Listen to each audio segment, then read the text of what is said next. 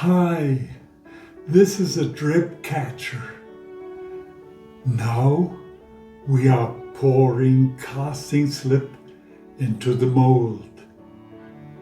We are removing slip not needed and are demolding the tiny green werecat. This fellow is drilling holes for the rubber bands into the item. He is removing seams.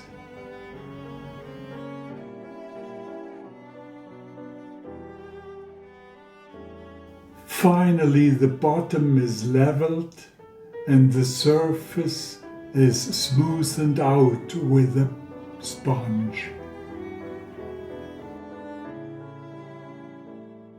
This is what our cats look like now. We are entering our glaze department. She is stirring up glaze and dipping the kittens into it. The bottom must be cleaned from glaze to prevent the item from sticking on the kiln. Painting starts with black color, apt for pen. Eyes, whiskers and claws are drawn.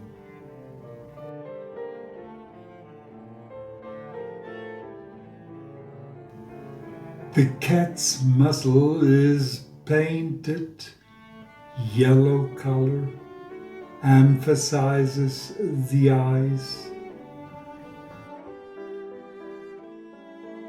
The cotton ball distributes gray finely.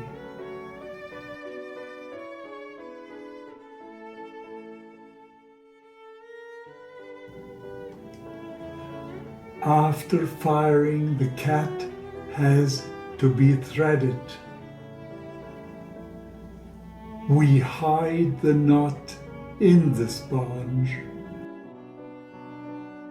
and attach the hook.